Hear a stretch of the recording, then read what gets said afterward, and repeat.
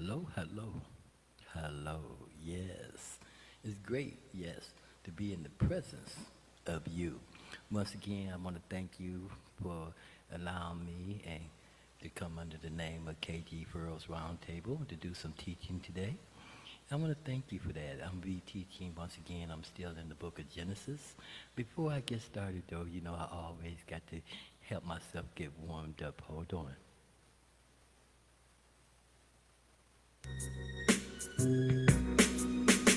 Yes.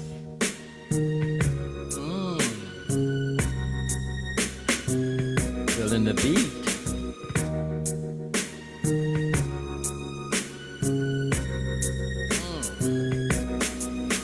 It's in my blood.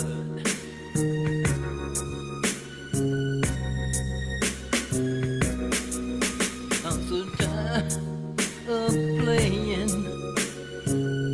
with this bow and arrow. Getting my heart away, leaving it to other girls to play. For I've been tempting too long. Just give me a reason to love you. Give me a reason to be your man.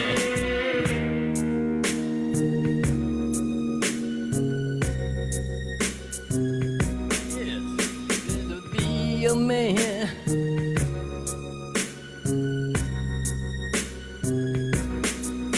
From the time I unchained, you're looking at a different picture through the new frame of mind. 1,000 flowers could bloom. Moreover, and give us some room. Give me a reason to love you. Give me a reason to be your man.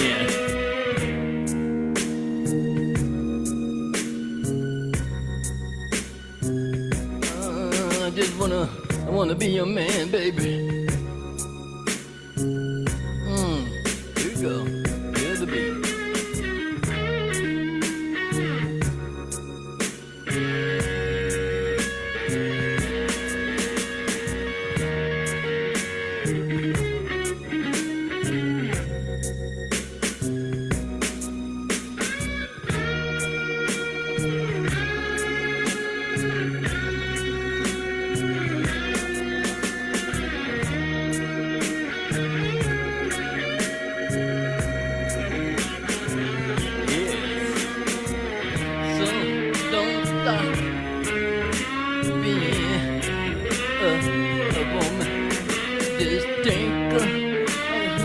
A little look from the outside when you came. So a little tenderness. No matter if you cry, give me a reason to love you. Give me a reason, yes, to be your man. Shabba. I just wanna be your man, baby. So I wanna be, it's all just your man.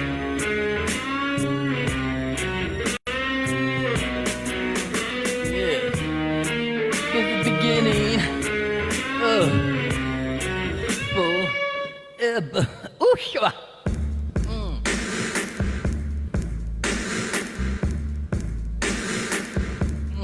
Time to move over.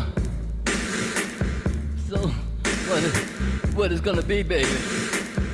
Oh, I'm so tired of playing claim it for never gonna give my heart away and leave it for other girls. For I've been tempting too long.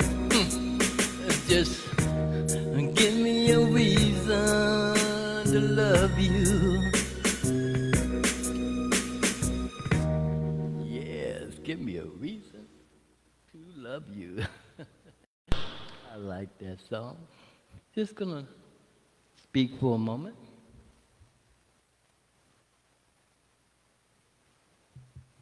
Give me a reason to be your man. All right, we're gonna just move on over here back to the book of Genesis. Once again, I started with in this book, the first lesson I taught was called In the Beginning. The second lesson I taught was called Justification. And here, I'm going to share, because I had someone ask me, they say, why do I think this God is a curse?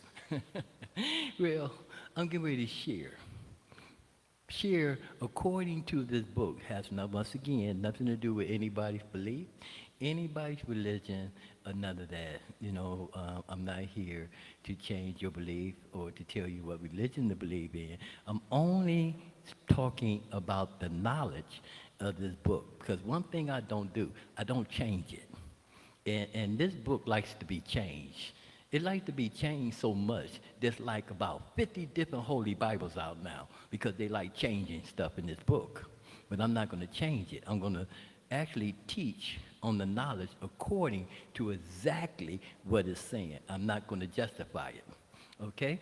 So now, here, I had came to where I had talked about Adam and Eve being kicked out the garden. So when they was kicked out the garden, and this person asked me, why do I think this God is a cursed God? Well, here, right in the beginning, the first thing this God did was two things. The first thing he did, he didn't know how to forgive, because he should have forgave his children. That was the first mistake they made, but yet this God did not forgive them. But he claimed he's a forgiving God. He did not show forgiveness, none through the Old Testament. But he's a forgiving God. But yet, what he showed you through the whole Old Testament is that he's a cursed God, because he liked to curse people. He liked to curse people so much, he cursed his first two children. He cursed his first two children. Instead of forgiving them, he cursed them. Let's see. We're going to go to Genesis 3. It's on verse 14. And it said, here you go. It said, and the Lord God said, okay, that's to the serpent. We're going to move down to 15, because I'm only going to talk about the people, Adam and Eve. And so in 15, it said, and he put enmity between thee and the woman. So God put enmity between the woman and the man. What God did was he put domestic violence. He put domestic violence between the husband and the wife. Enmity means a feeling of an unpleasurement movement. So what this God did, he cursed them with domestic violence. The first thing he did, first he didn't forgive them, and then he cursed them by saying, I'm going to have y'all fighting against each other. First, he didn't forgive them, but he said, I'm going to curse you that now you're going to fight against each other. I'm going to put enmity between the two of y'all. Such a loving God. Okay? And then it says here, Hushaba. It says, and he put the seed of her seed, and it shall bruise thy head, and thou shalt bruise his heel. Once again, that's violence. So instead of this God showing love to his first two children, he showed violence. He cursed them. Shabbat. What a God of love. And then it said, and to the woman, here we go, once again. Then he cursed them individually. First, he cursed them to go against each other, And then he cursed them individually. Now, this is what he said to the woman. He said, and to the woman, he said, I will greatly multiply thy sorrow. Shabbat. Wicked God. I will greatly multiply thy sorrow as thou conceive in the of thy children, and the desire should be to thy husband. Now, here, this guy just told the woman, now that I don't forgive you, and now that I have caused enmity between you and your husband, I'm also going to cause you to have pain every time you give life. Shabbat. I'm going to cause you to have pain every time you give life. But yet people want to keep telling me this is loving God. This God never started off with love. It never started off with forgiveness. It never started off with grace. It never started off with mercy. It started off with anger and cursing to his own first two children. Right here in the book. And then he said to Adam, and he said, because thou hast hearkened unto the voice of our wife. Now, just because Adam listened to his wife, check this out.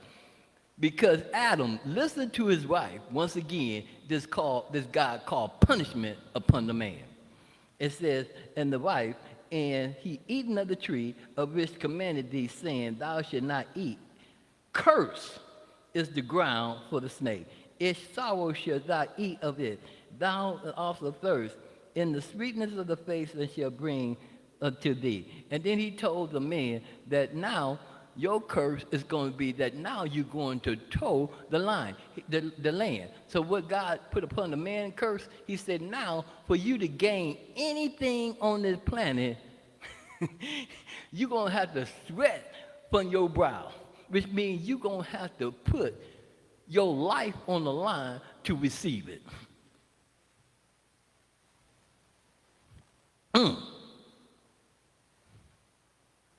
Right here in the beginning, this God did not show forgiveness because it had to learn forgiveness. It didn't know it at the beginning. It did not know grace and mercy. All it knew was how to show its anger and disappointment and how to put curses upon its first children. How can you curse your own children? But this God did. And I already know, those who study this book, I already know you're not going to accept it the way it's written. Even though you're going to tell me this book was written by those who was inspired by God, but yet, you got to change the words to make it fit that this is a loving God. This is not a loving God. This God never showed love from the beginning. From the beginning. It likes to put curses on people. And as you keep reading, Shabbat, as you keep reading in the Old Testament, this is all this God did to people. It even put curses on people that was innocent.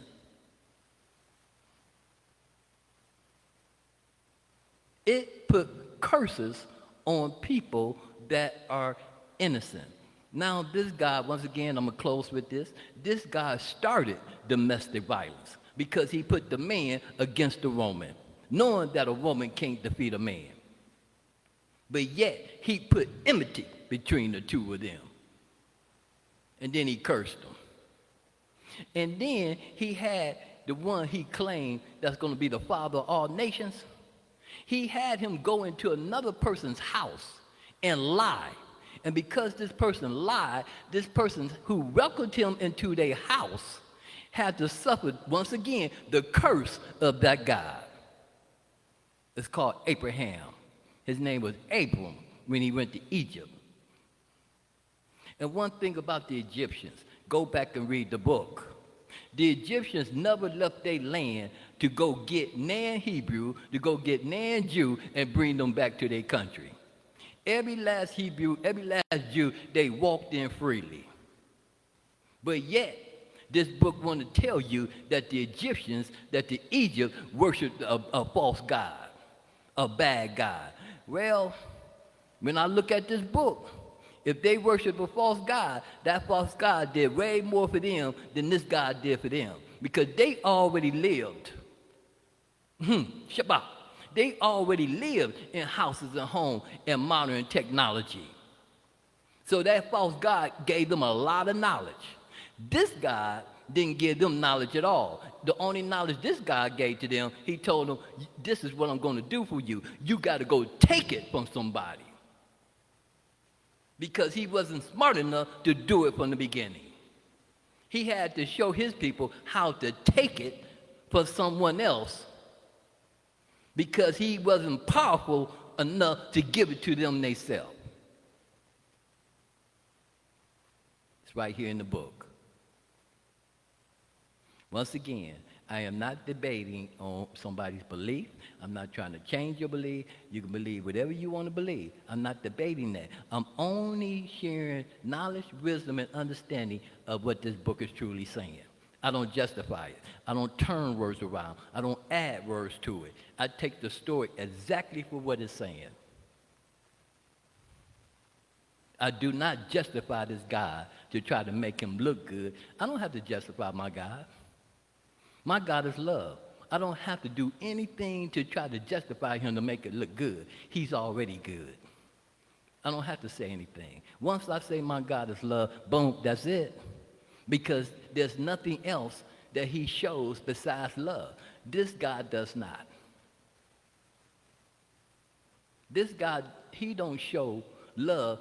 What he shows, he actually told his people, I'm a jealous God. Shabbat. I'm a jealous God. Who you jealous of?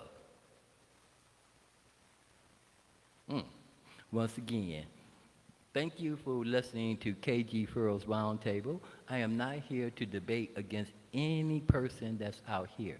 I'm only debating against the ones they claim that was inspired by God to write this book. And then, yes, I challenge this God. I'm not afraid of this God. I challenge this God. I challenge it to be truthful to me, to show me the proof that you are, because my God already showed me the proof that he is. Once again, thank you. Well, I'm not out here debating, trying to change any. We all have the right to our own belief. And guess what? Even though you might not believe in the things that I teach or the things I say, my God would, once again, never tell me you're going to hell, that you blaspheme, that lightning's going to strike you down, I'm going to put a curse on you. My God would never say them kind of things. My God would also say, this is what he's going to say. He don't have a chosen people. He's going to say, I love all y'all the same. Once again, my God going to say, I love all y'all the same. There is no chosen. Y'all all are the same to me, my children. Once again, thank you. As I look out the window, once again, the creation of the Creator. He is such a great Creator. No one draws a picture as beautiful as he. Hopefully you go out the door and enjoy some of that beauty of the picture that he's drawing. But I know hopefully you, when we walk out that door today, we are going to be victorious. Stay blessed.